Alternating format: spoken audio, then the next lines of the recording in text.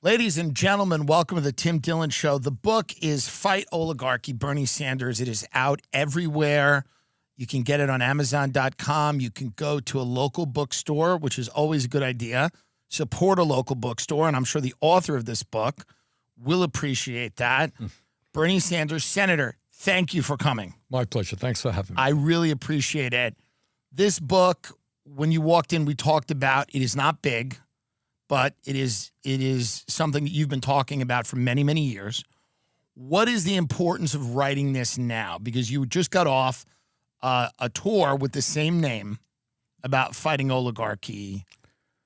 I think, Tim, this is kind of an unprecedented moment in American history.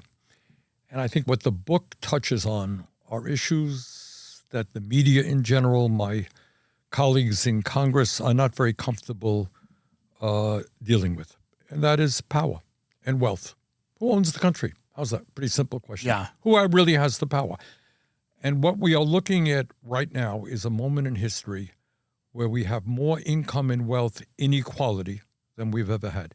And I think what the American people have got to decide is whether they are comfortable with a situation in which one person, Mr. Musk, owns more wealth than the bottom 52% of American households. Is that really what America is supposed to be about? Top 1% owns more wealth than the bottom 93%.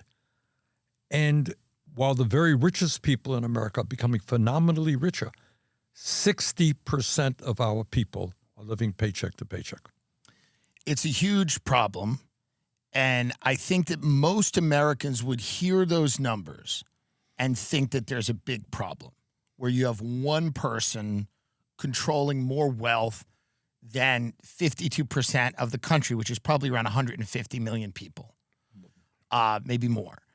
And that also is a huge problem for democracy. There's a huge problem for democracy. Trump, Kamala Harris, anybody in my lifetime that has been outside of yourself, that has been a contender for the presidency from a major political party is backed usually by the same groups of people. They're very wealthy lobbyists, donors. The donor class is incredibly powerful. The landmark Supreme Court decision to regard political donations as speech, right? Citizens United. Citizens United, thank you. The name escaped me. I can donate as much money as I want to a candidate, and it's considered speech. That's right. Where did we go wrong? Was it always as bad as it is now? Look, people with money always had power. But Citizens United Supreme Court decision opened the door in creating a very corrupt campaign finance system. And you said it all. Right now, in the Republican Party, Mr. Musk himself contributed $270 million to help elect Trump. And then he was given the opportunity to be the most powerful person in government for many, many months. Democratic billionaires play a very important role in selecting who the Democratic candidates are, and in a sense, through their money, kind of controlling what those candidates will stand for and what they will fight for. So the power of money right now, today, is extraordinary in both political parties. And if we're going to save American democracy, we've got to get rid of this. In my view, we've got to get rid of this this Citizens United Supreme Court decision, and you got to move to public funding of elections. So in other words, if you want to run against me, I shouldn't be able to outraise you 10 to 1 or 50 to 1. I do that, I'm going to beat you every time. All right? You show that you have support. You deserve a certain amount of public funding. I will get the same amount of funding. Go for it. Your idea is better than mine, then you win the election. Let's have campaigns based on ideas, not billionaires putting huge amounts of money into ugly 30-second ads. For the Supreme Court to reverse the Citizens United decision, in your estimation, what would have to happen? Well, this Supreme Court ain't going to do it. Right. We're going to have to the congressional action. We could do it through Congress. And how would you do it through Congress? Well, you do it through legislation. Basically, which says that you outlaw super PACs, among other things. That's the first thing. Who are the main opponents of this in Congress? If this were to come on the floor, I'm not asking you to call out names. Well, I'll call out names. Mitch McConnell was one of the leaders in the effort. Right. As a Republican. But the big money interests love this. Right. Why wouldn't they? If you're a billionaire, you want to pick your candidate for president, hey, what's a few $100 million to you? It's a great, they love it. Money talks, and they like that process. Is the Democratic Party, in your view, a bigger obstacle to your ideas becoming mainstream than the Republican Party? No. Look, the Republican Party in the last 15 years under Trump has undergone a major transformation. It used to be kind of a conventional George W. Bush, a center-right party, right? That's what it was. It represented the wealthy, corporate interests, banks, etc. What Trump has done is really transformed that party. He won more working class votes than did Kamala Harris. And he has created in the Republican Party a right-wing extremist party. And also what worries me is not only their ideology, is this cult of the individual. You know what I'm talking about when I mention that, Tim? Explain it, but what I mean is that, I do. Look, it's one thing. You're a Republican, I'm a Republican, you're a Democrat, I'm a Democrat. We argue amongst ourselves. Your job is to represent your congressional district, your state, if you're in the Senate. Right now in the Republican Party, with very few exceptions, and there are some, they follow what Trump says, and they are afraid to move in any different direction. I'll give you one example, a very clear example. A guy named Tom Tillis. That name mean anything to you? Yeah. Tom is a conservative, senator from North Carolina. So the guy made the mistake of actually reading this big, beautiful bill that Trump brought forth. He concluded, he says, it's going to be a disaster for North Carolina. Hundreds of thousands of people are going to lose their health care. Health care premiums are going to soar. I can't vote for this.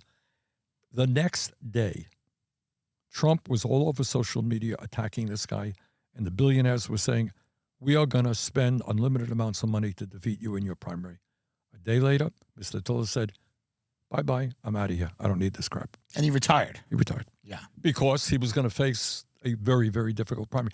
And that's what it is right now. You are a congressman. You kind of disagree with Trump on this. Are you really going to open your mouth and have Elon Musk saying, okay, we're going to primary you. My guy's going to get $50 million to lead you. My wonder is, because I look at, and I agree with you, and everything you just said, 100%, the Republican Party's become a cult of personality. When somebody goes, we're going to release the Epstein files, and then they don't, and then everybody moves on, and then they go, what about Jimmy Kimmel? Yeah, 100%. My question, though, is the climate in which, because there's no doubt the Republican Party's undergone a transformation, but also the Democratic Party seems to have undergone a similar transformation away from working people and towards college-educated, credentialed, managerial types that, have 4-year degrees, have graduate degrees, live in urban centers, are more concerned with social politics than they are economic politics. And the Democratic Party seems to have diverted a lot of energy from the economic message that you championed into kind of the social justice sphere, which has proven pretty unpopular with a lot of those working class voters that went to Trump. All right, let me answer you by saying yes and no. Okay. How's that? It's a great answer. After all, I am a United States It's Senator. What do you expect from me? Yes and no is a good answer. All right, let's start it off. 50 years ago, when Harry Truman was president, certainly when FDR was president, you walk out on the street, you say to somebody, which political party in America represents the American working class? Answer, Democratic Party, right? Yeah. Everybody knew that. Yes. That was the answer. In the 1970s, some Democratic leaders became very, very smart, you see. And they said, hey, Republicans are getting all of this money from corporations and the rich. What are we knocking our brains out? Why don't we do the same, right? Right. Let's start hustling some money from big money interest. And that began the process of moving the Democratic Party away from the working class of this country. Now, when we talk about social issues, I think the Democrats deserve credit for fighting for women's rights, which I happen to believe is extremely important, the right of women to be able to control their own bodies. And through a lot of reasons, grassroots activism, the women's movement, and the Democratic Party, we have made some real progress. You know, like 40 or 50 years ago, you looked at Congress, there were almost no women there at all. Yeah. Right? No women governors, etc. Right now, you got women who are cops, they're sheet metal workers, they're United States Senator. We have made progress. Democrats deserve credit for helping to do that. In terms of ending bigotry, look, I'm a little bit older than you, but I can remember when I was a kid. No great secret. If you were black in the South, massive amounts of segregation. You couldn't drink at a bloody water fountain. Your kids couldn't go to an integrated school. You know, the civil rights movement, Dr. King and others, along with Democrats, Lyndon Johnson, etc., helped end bigotry in this country. At least took us a long way to ending bigotry. I think that's important. Gay rights. Hey, how many years ago? 30 years ago, would you ever believe that we have gay marriage in America? No, I mean, and those things are all 100% very good things that happened. But I do look at the last election, and I think there seems to be, and you may agree, an outsized focus on cultural and social issues that to many people are a luxury. And not to everyone, but to a lot of people, they are a luxury. Fair point. Yeah. Okay. So the point is not that fighting for women's rights or ending racism in this country or homophobia, those are good things. But if your point is that in that whole process, the Democrats more or less turn their backs on the working class of this country and the enormous crises facing working people, I would agree with you, if that's your point. Chris Hedges, who's a writer, has described it as you have the Republican Party, which is a party about oligarchy, where you have very powerful individuals. Some of them own companies, some of them run hedge funds or private equity or whatever it is, and they have tons of power. And the Republican Party seems to have embraced that. You see all of the tech people lining up with President Trump. But Chris Hedges has described the Democratic Party as more of a corporation where you have a lot of wealthy interests that have gotten together. And while it's not as unpredictable and chaotic as a bunch of different oligarchs, it also immiserates the lives of people because the core economic concerns of the population on issues like healthcare, housing, aren't being addressed. Absolutely. So my question to you is, you know, for example, there are a lot of ideas that a lot of people can get behind. One of the things I think that hurts the Democratic Party is the perception of that party as not being fully competent when it comes to public safety. There's a lot of cities in America that are primarily run by Democrats that are cities that large swaths of those cities you wouldn't want to live in. There are tent cities, there are people out and using drugs and overdosing, and there is crime, and there are home invasions. Businesses are fleeing those cities. And once vibrant city centers of places like Portland or San Francisco, although San Francisco is getting a little better now because of AI companies moving in, but once vibrant American cities have become, you know, places that people wouldn't want to live. And a lot of people associate that with Democrats, you know, experimenting with programs that get rid of bail or prioritizing someone's right to not feel like they're being, you know, their rights are being infringed on with the greater good of keeping the streets safe. Mm-hmm. And the worry with Mamdani, who I think says a lot of good things, the worry with him from a lot of people that I talk to is that that his policies are going to increase crime in New York City. Because what he's going to do is he's going to take money from the police and he's going to fund these people that are, he wants people to go out that are not police, that are not trained in the use of deadly force, and maybe they're trained in mental health, or other schools of thought, and they're going to confront people. All right. Mamdani can speak a lot better for himself than I can. I'm supporting him. In fact, Yeah. I'll be back in New York City Sunday to do a rally with him. I hope very much he wins. I think he has the chance. Look, between you and me, governing any major city today is an enormously difficult job. You got to be a little bit crazy to even want to take that job. Agreed. All right. But I think this is, I've gotten to know him the last few months. He is a really smart guy. He is very serious. The first time I talked to him, we talked about when I was mayor of Burlington, Vermont, and he talked about governing. All right. How do we bring together the kind of organization, the kind of people that we need to have an effective governance?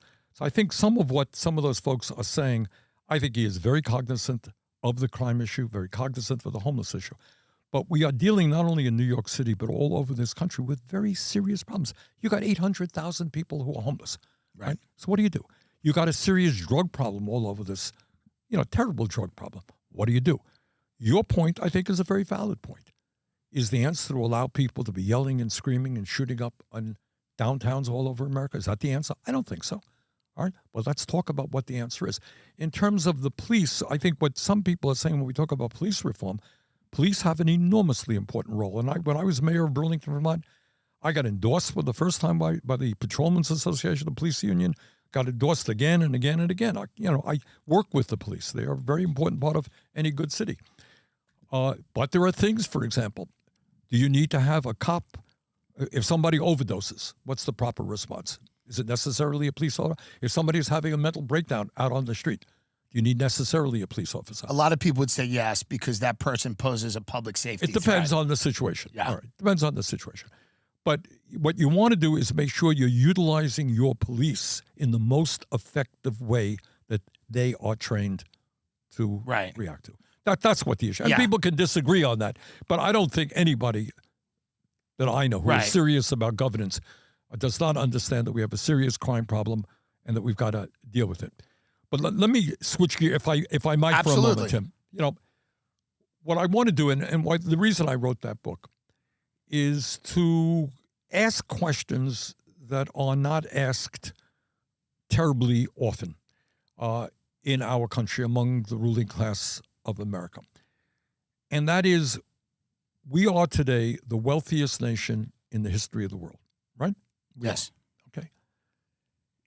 If we are the wealthiest nation in the history of the world, one might assume that we have the best healthcare system in the world, our kids are getting the best education in the world, that our people are living in great affordable housing, that our children are eating nutritious food, etc.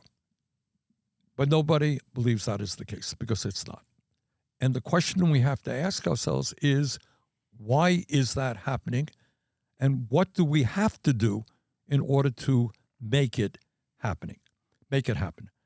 And to my mind, what you are dealing with right now in an unprecedented way is a relatively small number of extraordinarily wealthy, mostly big tech type guys who not only have an unbelievable amount of wealth, they have extraordinary power, and also they kind of believe that they have the right to rule, that they have some kind of divine right, and that there should be very little accountability toward them.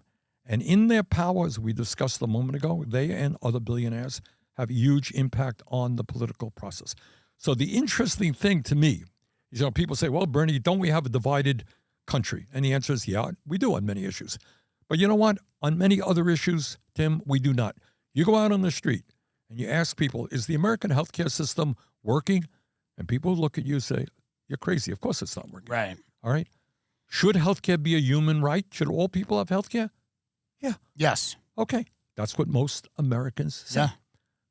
Example. My brother is 7 years older than I. We grew up here in New York City, Brooklyn. Back then, so we're talking 70 years ago, he went to college, Brooklyn College, a very good college. You know how much he paid? How much our family paid for tuition at Brooklyn College? $1,800. No, zero. Really? Yeah. Wow. And if you go to during that time, you go to University of California, one of the great public universities in the world. You know what tuition was? Zero. State colleges, tuition was zero. Today, people cannot afford to send their kids to college. Every psychologist in the world tells you that 0 through 4 are the most important years of development, intellectual and emotional, for children, right? Yeah. How's our child care system doing? Terrible. That's right. Yeah. It's terrible. We're paying, you want to be a child care worker? Good. We'll pay you $15 an hour with terrible benefits. You're doing some of the most important work in the world. So the issue that we have, education, there was a study came out a few months ago. Our kids in America today rank something like 37th in the world in science and reading and writing and all that stuff. I'm shocked it's that high. I've spoken to some of them. It's pretty impressive. I can't say enough good things about Morgan & Morgan Law Firm. I try, but I can't. I'm telling you right now, Morgan & Morgan is America's largest personal injury law firm with 1,000 lawyers and 100 offices nationwide. Hiring Morgan & Morgan is like hiring an army that has your back. If you're injured by somebody else's negligence, you deserve to be paid. And here's the truth. Not all law firms are the same. Hire the wrong one, and you may be beat before you even start. Because when people show up, whether it's for help, answers, or for justice, they deserve somebody who's actually on their side. There are plenty of reasons to hire Morgan & Morgan, America's largest personal injury law firm. Did you fall on an icy sidewalk, Morgan & Morgan? Was the floor in Wendy's wet, Morgan & Morgan? Did the hair salon cook your brain, Morgan & Morgan? If you're ever injured, you can check out Morgan & Morgan. Their fee is free unless they win. For more information, go to forthepeople.com/Tim. That's forthepeople.com/Tim. This is a paid advertisement. This podcast is brought to you in part by Stash. What if you could start investing without ever picking a single stock? With Stash, the experts handle the hard part for you. Stash isn't just another investing app. It's a registered investment advisor that combines automated investing with expert guidance. So you don't have to worry about figuring it out on your own. You can choose from personalized investment or let Stash's award-winning smart portfolio do the work for you. With Stash, investing doesn't feel like gambling. It's simple, smart, stress-free. So your money can finally start working as hard as you do. Get access to world-class financial advice with personalized guidance for just $3 a monthly subscription. Stash has already helped millions of Americans reach their financial goals. Don't let your money sit around. Put it to work with Stash. Go to get.stash.com/TIM to see how you can receive $25 towards your first stock purchase and to view important disclosures. That's get.stash.com/Tim. Paid non-client endorsement, not representative of all clients and not a guarantee. Investment advisory services offered by Stash Investments, LLC, an SEC-registered investment advisor. Investing involves risk. Offer subject to terms and conditions. Steve Bannon, who you and him do not share many views, but you do share a few. Steve Bannon has suggested seizing SpaceX, deporting Elon Musk. Here's my question. A lot of these oligarchs are very powerful. Unless we're willing to use some type of force and some type of legal means, how in God's name? Good question. Right? Good.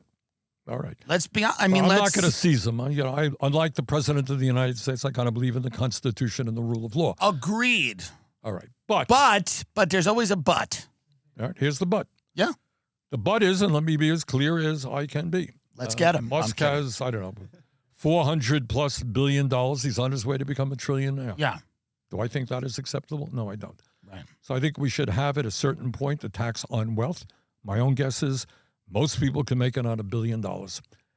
Yeah. So I think you need, right now, you have billionaires paying an effective tax rate that is lower than a truck driver or a nurse. Does that make sense? Not to me, it doesn't. And I think what we have got to do, which is not only have progressive taxation that say to these billionaires they can't have this extraordinary amount of wealth.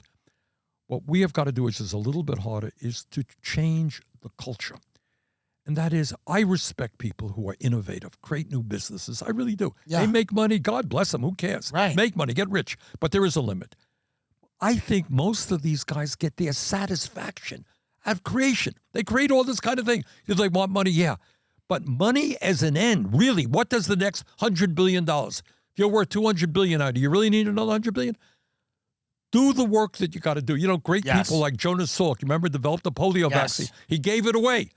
Right. The world remembers him as a great hero. Right, but Jonas Salk was not building an autonomous drone army, and a lot of these guys are like. A lot of them have given up on America. Good. They don't care about the nation state. They want to raise tremendous amounts of capital from the government. They want to raid the treasury so they can build a arsenal of weapons for the Defense Department, maybe also for themselves. They're all building these bunkers all over the world. What do they know that we don't know? Or, not to sound like a conspiracy theorist, but Tim, it's creepy. You're getting into some kind of creepy areas, and I don't think you're crazy. I mean, who the hell knows? But maybe you are crazy. I don't know, but I don't think so. But look. Let's go there for a second. All right, right now, I know, presumably everybody knows, no great secret, that Musk and Bezos and Ellison and Altman and others are putting hundreds and hundreds and hundreds of billions of dollars into AI and robotics. Correct? Correct. Okay. Now, does anybody really believe that these guys are doing it in order to improve life for the average American? 0 people believe that. Statistically. It's funny that you say that. Yeah. I was at Davenport, Iowa. Those 4 guys don't even believe it. I was at Davenport, Iowa a couple of months ago, and we had a few thousand people out at a rally. So I said, what I just said now. They're putting all this money. Raise your hand. There's thousands of people there. Raise your hand if you think AI and robotics is going to help the working class of this country. In a room with several thousand people, 2 hands went up.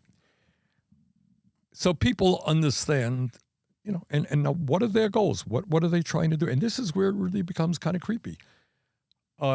In my view, and I don't claim to be the world's greatest expert, but what you're going to see with AI and robotics is the displacement of millions and millions of people from the jobs that they have.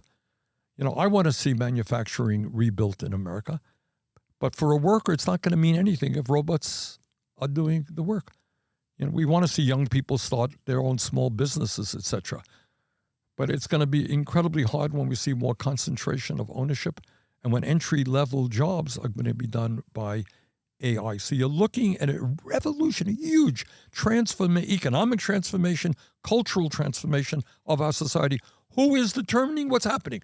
You have much say in it? No. I got a handful of people who are really determining the future of the world.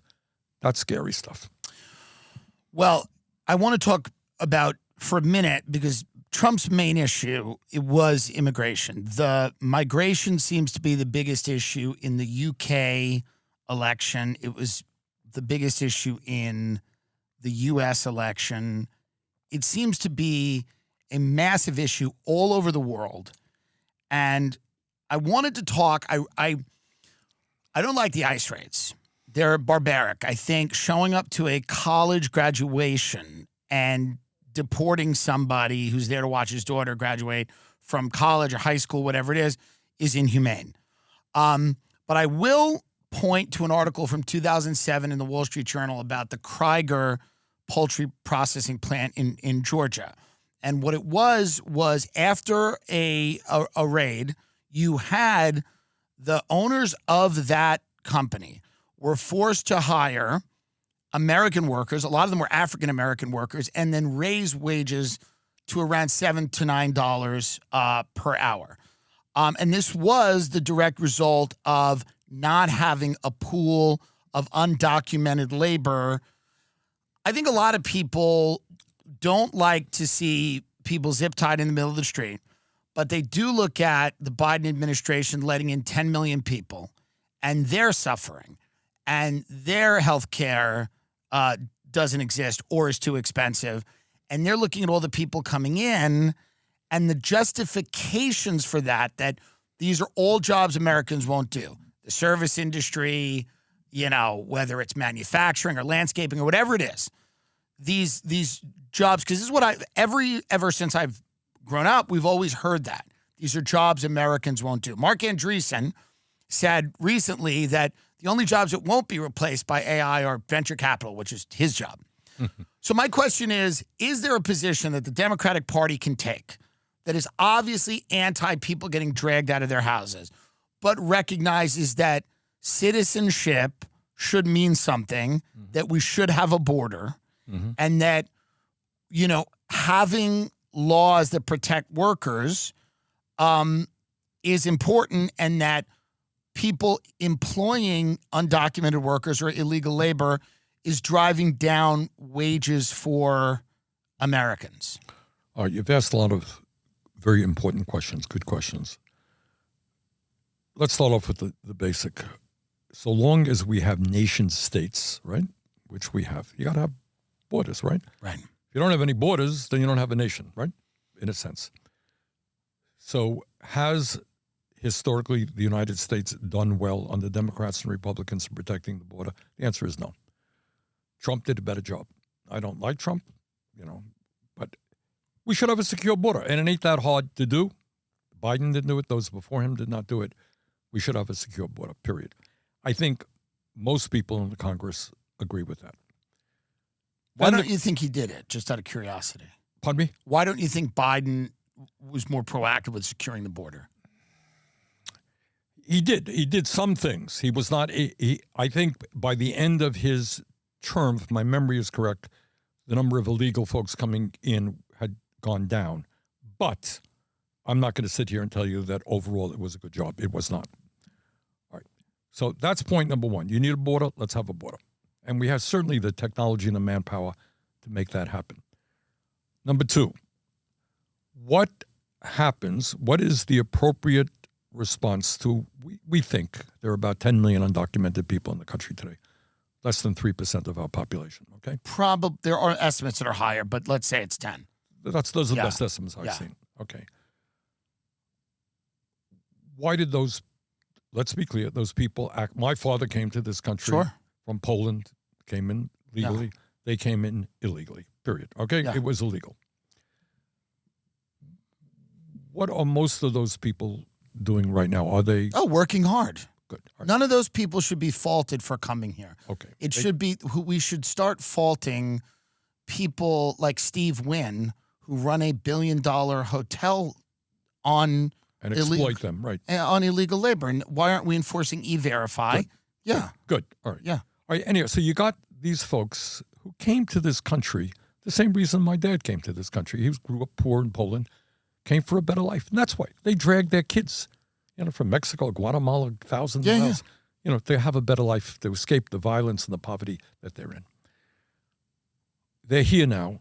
The truth of the matter is, and one of the things that I really, really dislike about Trump and what demagogues always do is this country, as we've discussed, has enormous problems. And what demagogues always do, instead of trying to deal with why we have those problems, what are the causes of the problem, what are the solutions, you blame a powerless minority. In Europe in the 30s, it was the Jews, it was gypsies. In this country, it was gays, it was blacks forever, you know, with Latinos, always somebody to blame, rather than dealing with the real issue. So anyhow, you got roughly 10 million people in this country, most of whom, by the way, work very hard. And according to a number of studies, the crime rate, you know, Trump goes around, you know, talking about, you know, somebody does, you know, commits a terrible, terrible murder. Trump is talking about, oh, they are lawless, you know, disgusting, subhuman human beings. Look at this crime here. Truth is that the crime rate in communities of undocumented people is lower than the general average. Do you know that?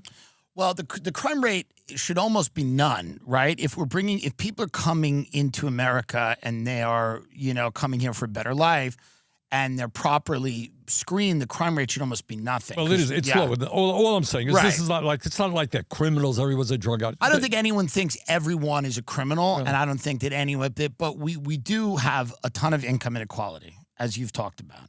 So assimilating people into this economic structure is difficult. It is inevitable that some people that cannot find work will turn to crime, and I mean that's just inevitable. But my only point is this: you know, this is not a community that is, you know, prone to large amounts of crime. All right, so what do? You got 10 million people here. Most of them are working hard. Your point, I think, is well taken. Yeah, a lot of employers exploit them. Yeah, and by the way, often these people are paying Social Security payroll tax, paying Medicare payroll tax, paying other taxes, and they don't get the benefits for what they pay, by the way. Right. All right. But this has always been a Republican issue. Like, this is why I don't understand why the Democratic Party allowed the issue to be kind of Right. demagogued, because even, yourself, you were out there advocating always for workers' rights. Right. And, when somebody talked about open borders, you rightly said that, this is something that Koch brothers would love. That's right. They were huge proponents of immigration. The Chamber of Commerce, huge proponents of immigration. A lot of, radical libertarians like the Kochs and others, huge proponents of immigration. So when they're bringing all these people in, and whether it's 10 million or more, there's probably, I think there are credible estimates that are a bit more, but I don't think it's necessarily about the exact number. But why were Americans told at a certain point that they should not consider certain blue-collar jobs worthy of their time?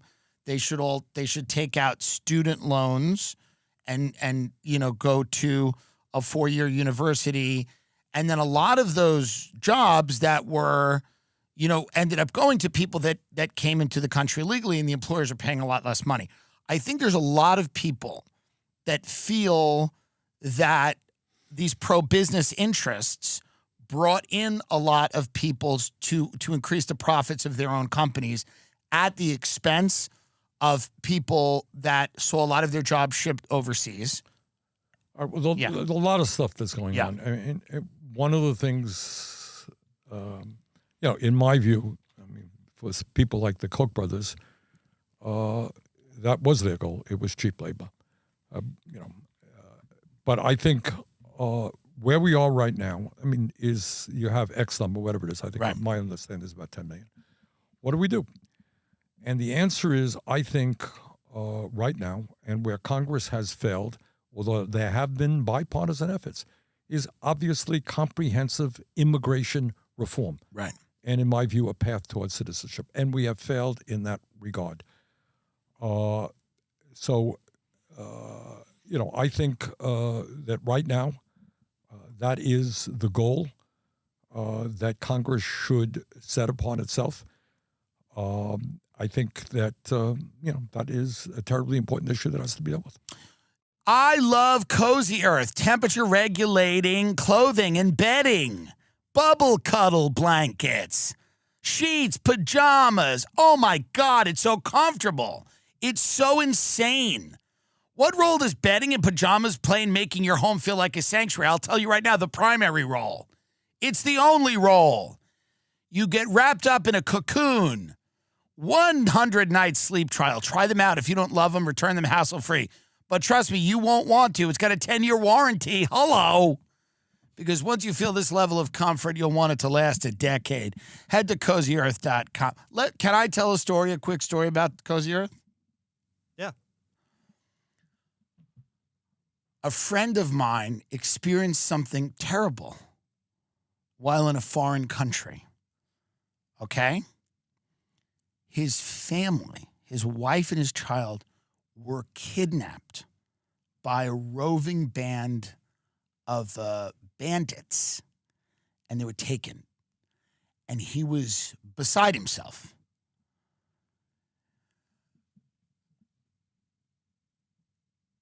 They never came back. They never came back. But so comfort is not something that he can easily find, obviously. He keeps replaying the night back in his head. How did they get him? Some people think he set the whole thing up. I don't believe that. I don't want to believe that. Here's the point. He's so comfortable in the Cozy Earth that it's wild.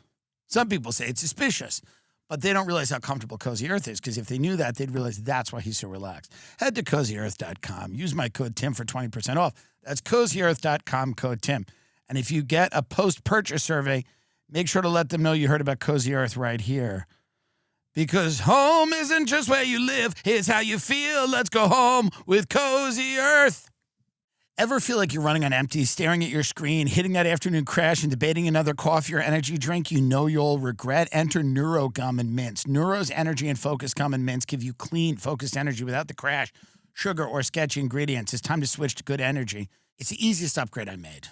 I'm telling you, people's wellness and their energy routine, it's all very specific, but everybody I know who's doing these Neuro Energy, Neuro Gum, Neuro Mints, I'm telling you, it's powered by natural green tea caffeine. All the good stuff. No sugar, no aspartame, no crash, vitamin B12, B6. Neuro also offers caffeine-free options for all-day wellness support. Neuro's memory and focus gum are made with American ginseng to support mental clarity minus the jitters. Neuro's sleep and recharge mints offer melatonin and chamomile to help you unwind and rest without pills or sugary gummies. For limited time, you can get 20% off your first order at neurogum.com by using code TIM. That's neurogum.com and use code TIM for 20% off your first order. That's neurogum.com/TIM. You can also find Neuro at CVS and Amazon. You know, listen, I think that most Americans, not everyone, obviously, but most Americans feel that people should live the lives they want to live as long as they're not infringing upon other people. Where people do get understandably concerned is children. And I think with the trans issue, you only seem to hear from the loudest voices on both sides, by the way. People on the right that believe that trans people shouldn't exist, and then people on the radical end of the trans movement that believe any questioning of when younger people should be introduced to an idea or when medical intervention is necessary. A lot of people, they regard any question about those things as transphobia or an attack. Most people in America don't want prepubescent children on puberty-blocking hormones. And this is by the polls, right? Because they feel that kids are kids, they're young, they don't quite know what's going on yet. And to make an irreversible medical decision at that age, if you're encouraged to do so, that to a lot of people feels like an infringement on their rights as parents. And to me, I feel like it's one of the issues that the Democratic Party has seemed to have lost their way on, because it has sucked the oxygen out of a lot of the conversations that you want to have, which are good conversations about a woman's right to choose and gay rights and trans rights and all of these good things that should exist. But when you have this issue about puberty blocking hormones for children, it's such a controversial issue for so many people. The answer is yes, you're right. Okay. But the answer is, and it is important, and I think Democrats and perhaps myself have not done as good a job as we can in dealing with it. What percentage of the population is trans, do you think? Probably 1%. Maybe at most. Yeah. All right. Today, 60,000 people every single year die because they can't get medical care. 60,000. Yeah. All right. Today, we got 800,000 people who are homeless. Today, we're dealing with a climate crisis that could wreak havoc over the years on our country. So I think you're right in saying, I think you're right, that the Democrats have allowed the Republicans to exploit those issues by not dealing with them effectively. Well, they've also just refused to compromise. I mean, these are unpopular issues. Fair enough. Biological men and women's sports, it's just an unpopular issue. You know, child sex changes, no one wants this. Very few people, very radical people. And I understand that people have trans children, and I get it. But, you know, this has tremendously hurt the electability of Democrats. But I think the answer is yes. But the answer also is, why are we not talking about some of the issues that I raised earlier? Why are we not talking about the fact that we are the only major country on earth not to guarantee health care to all people? Because the Republicans are demagoguing this one issue because it was handed to them on a silver platter by Democrats. Well, all right. All that I'm saying is, if this country can do what I live 50 miles, I live in Burlington, Vermont, 50 miles away from the Canadian border. You end up in a hospital in a month in Canada. You know what the bill is when you come out? A lot of money. In Canada, a lot of money? No. Zero. Oh, in Canada. Sorry, Zero. I thought you meant in Burlington. Burlington is a lot of money. Or it's just a lot of money. All right, Canada. They spend half as much per capita on health care. Stop for a moment and think what it would mean to this country. I'm talking to the people out there. If you get ill, you end up in a hospital, you don't have to pay anything out of your own pocket. And as a nation, we end up in spending half as much as we're spending now per capita, because the function of our healthcare system is not just to make the insurance companies and the drug companies rich. Do you know what that would do to America? Do you know how many people, 500,000 people a year, go bankrupt because of medically related debt? People don't go into the doctor. They can't afford to pay their copayment. Right. All right. It would be transformative. What would it mean to America if we raise the minimum wage to a living wage? We got millions of people. The minimum wage in Washington now, federal minimum wage, $7.25 an hour. All right. You got millions of people working for starvation wages. All right. What would it mean if we raised the minimum wage to a living wage? What would it mean in this country if you didn't have to pay 40 or 50% of your limited incomes on housing because we built millions of units of low income and affordable housing? Yeah. Well, what I'm saying is the Republicans, and I really do dislike this. If people disagree with me on healthcare, fine. Let's debate the issue. Disagree with me on economics, debate the issue. But I really do hate demagoguery where you deflect attention away from the major crises facing large numbers of people. Right now, as you know, we're, I think, in the 20th day of a shutdown. And you know what the issue is? The issue is a very simple one. If Trump and his friends get their way, 15 million people will lose the health care they have today. And according to studies, 50,000 of them will die unnecessarily every year. And if you're on the Affordable Care Act, on average, your premiums will double. Which is why I think a lot of people, because I agree, but a lot of people with an election with so much at stake were shocked that President Biden was, put out as the candidate with clear cognitive issues. And then without a primary, Kamala Harris, who was relatively unpopular in the Democratic primaries, was then the candidate, and she only had 90 days to sell herself to the American people. And by the way, she did a decent job for having 90 days. But the machinery of the Democratic Party allowed that to happen. And this has nothing to do with you, by the way. You're kind of, even though you're a Democrat, you're outside of that. I'm an independent. You're an independent. You know, a caucus with the Democrats. No, for sure. And nobody would hold you responsible for that at all. But the machinery of the modern Democratic Party allows that to happen when and they tell us this election has the stakes have never been higher. Democracy is on the ballot. And then they allow this to happen. How does that happen? Why is there such a cover-up with Biden's mental decline? Why is there no primary, a quick one even, after he is judged unfit to run? Why is there no transparency there? That's a huge problem. And I think it delivered I know people blame 5 podcasters, but I think that process helped deliver the country.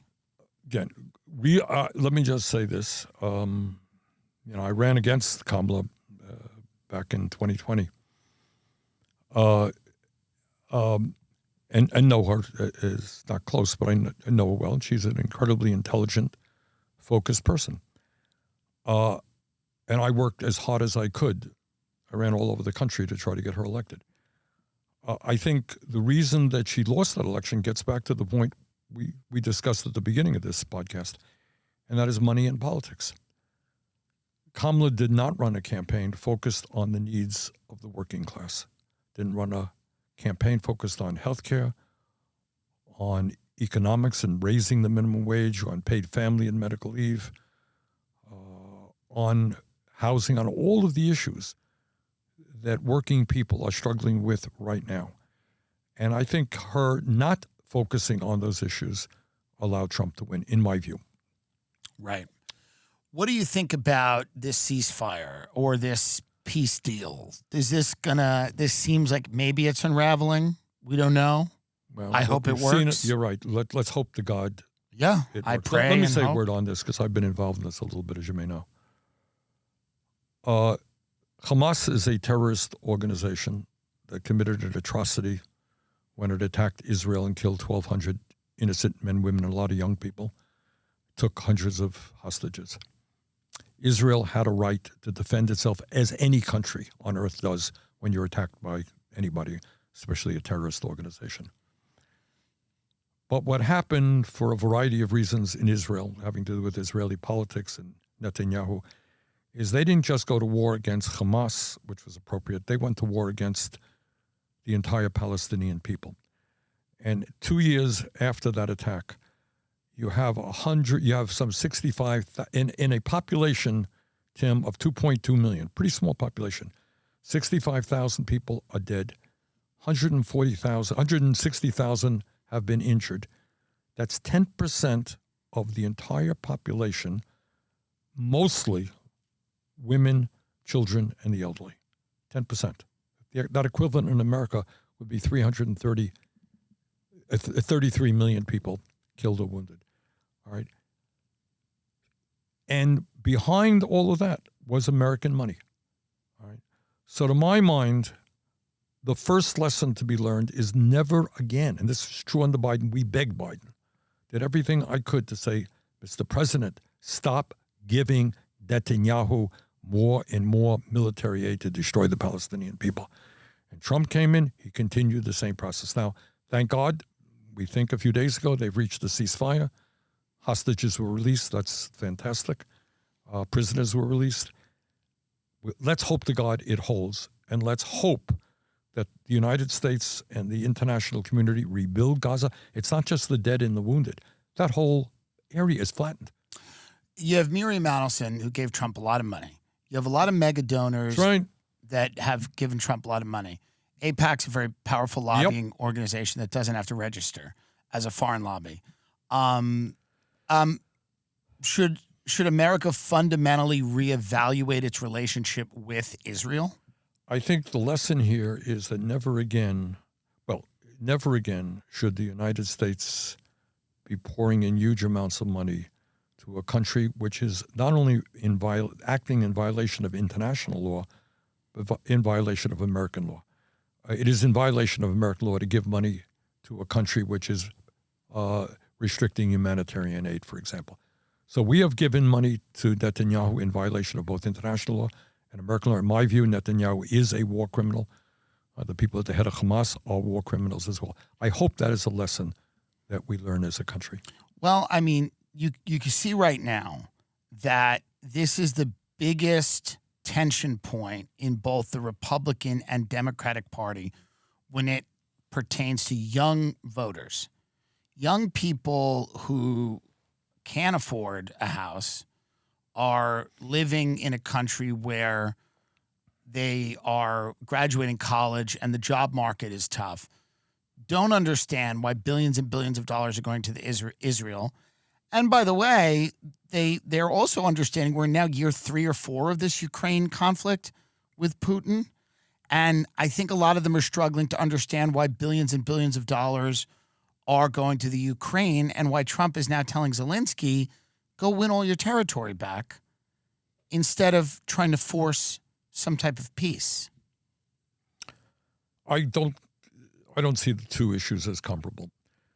I think, as I said, Israel had a right to... Well, I mean, they're both foreign conflicts that younger people are wondering why their money is going to negotiate a land dispute in northern Ukraine. I don't call it a land dispute. I think... Well, it's eventually will end up being some type of exchange of territory or it's a border dispute or something. I think Putin is a disgusting human being. And by the way, what is not widely perceived or known, to the best of my knowledge, unbelievably, hundreds of thousands of young Russians have died in that war. Well, so many people have died, and that's why a lot of Americans don't want to be part of it. I mean, we don't want our money going to increase the likelihood that more people are going to die. I think a lot of people are making money. Putin's been able to reorganize the economy of his country as a wartime economy. He's been able to evade American sanctions. He's deepened his relationship with China, India, Brazil, the BRICS nations.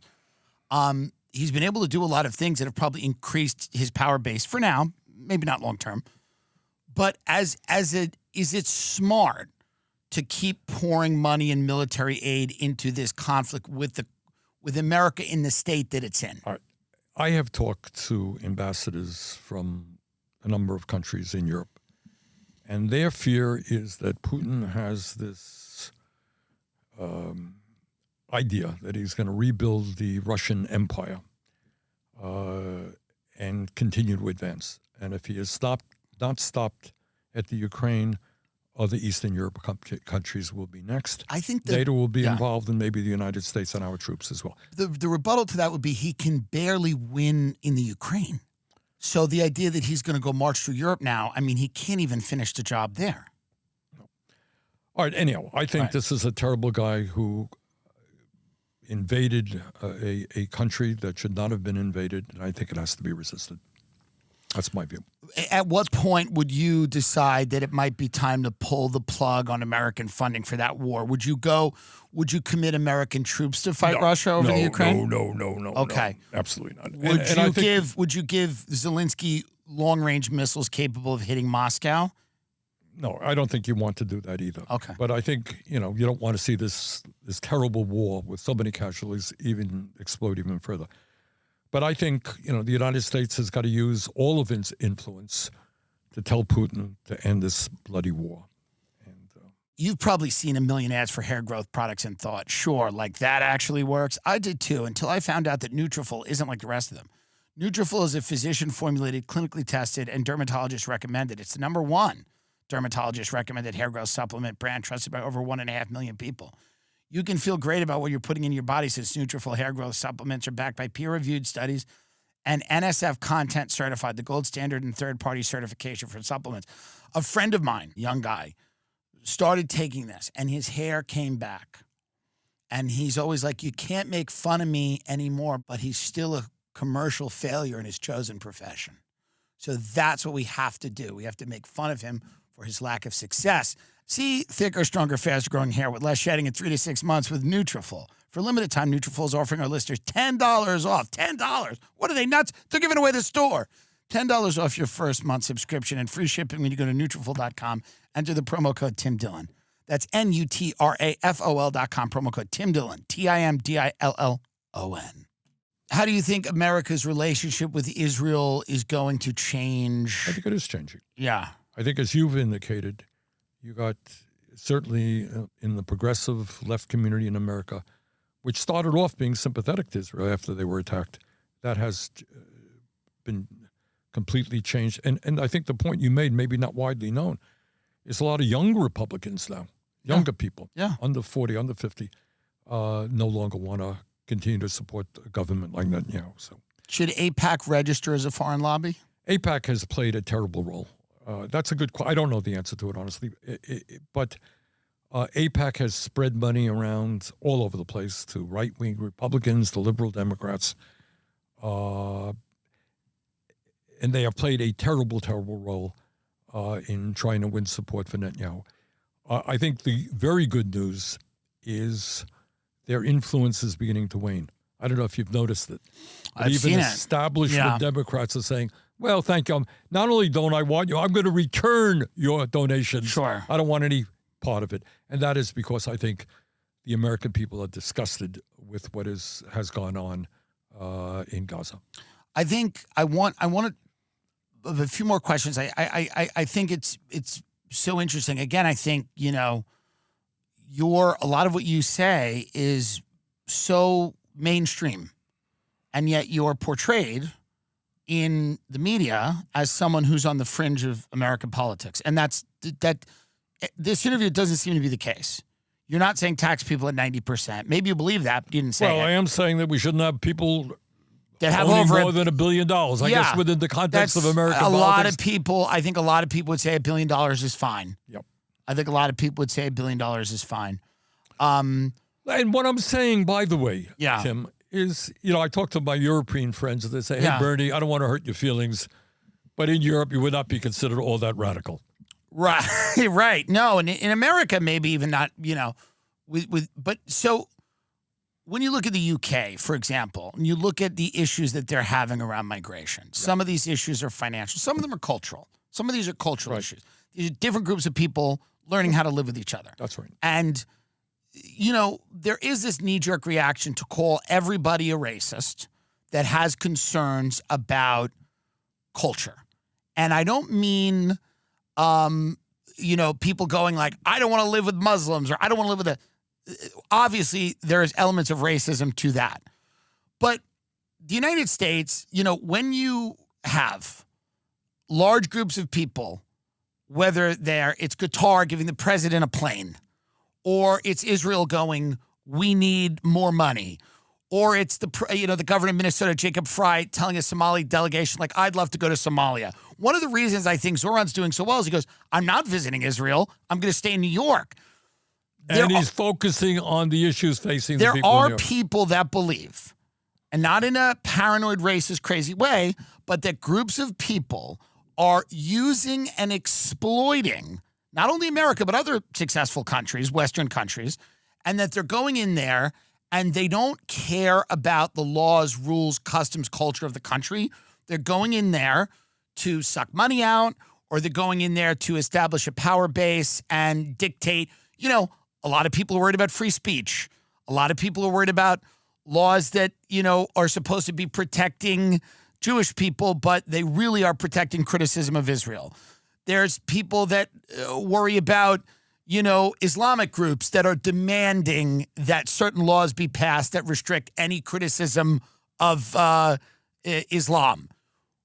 How can we have these conversations where where people aren't having these knee-jerk reactions about racism? How can we say that we do have a civilization that believes in certain things, and that if you come to it, or you come to the UK, come to any country, you have to respect the laws, customs, and culture of that country.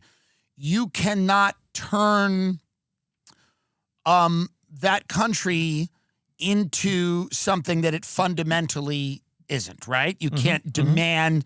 Look, if I come into your house, right? Right. You invite me to dinner, yes. You are my host, right? Right. And I respect that. Yeah.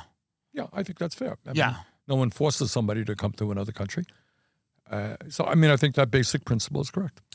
How do we figure out how, because there's a lot of it, when Zoran says, I want $100 million to deal with legal disputes for undocumented people in New York.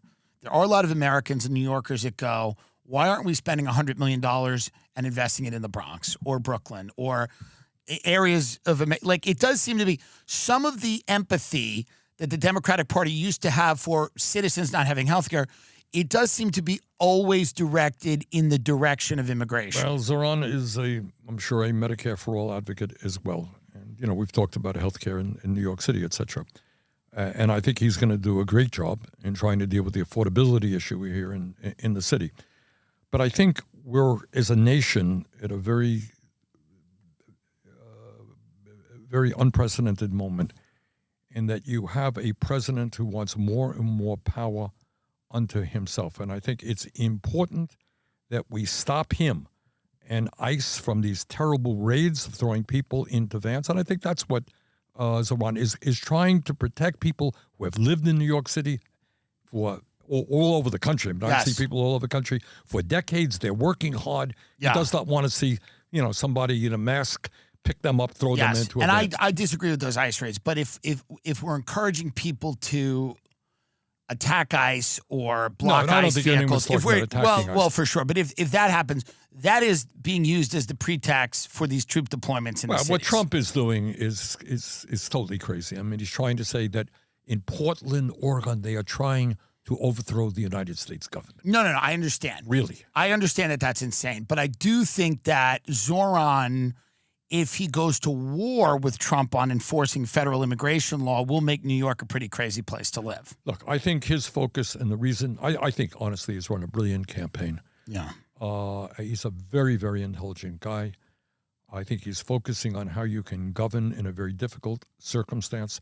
I think the focus on affordability, how you control housing prices in the city, how you make childcare available to more and more people. Do you worry that he'll move to the center? There was there's reported that he had a meeting with David Axelrod and the Obama people and stuff like that. He talks to a lot of people, and I think that's a good thing. No, I got to tell you, I'm a fan of his. You're a fan. Listen. I've been really impressed. This is a guy. What if he's toasting Jamie Dimon in 2 years? What if he's in a ballroom? I don't think that's going to happen. This is what happens sometimes. Yeah. And then somebody's in a ballroom with Jamie Dimon, and Zoran's going, Jamie, when I got here, I was a skeptic, but you're my best friend. and then they're on a yacht, and it's going all over New York. Between you and me, I do not think that that's going to happen. I don't right, well, think listen. Alexandra and I will be in New York City next week. Is she running for president? How about a unity ticket? Marjorie and Cortez. What about that? Marjorie Taylor Greene and AOC. You came up with that idea, right? It's actually my idea. It's not a bad idea. All right. Fighting Oligarchy is the book. Fight Oligarchy. Senator Bernie Sanders from Vermont, a consistent voice in American politics. There's no one that doesn't respect you, by the way, which is rare to say to a politician. Go out, read this book, including me, and I appreciate you coming on and talking to us.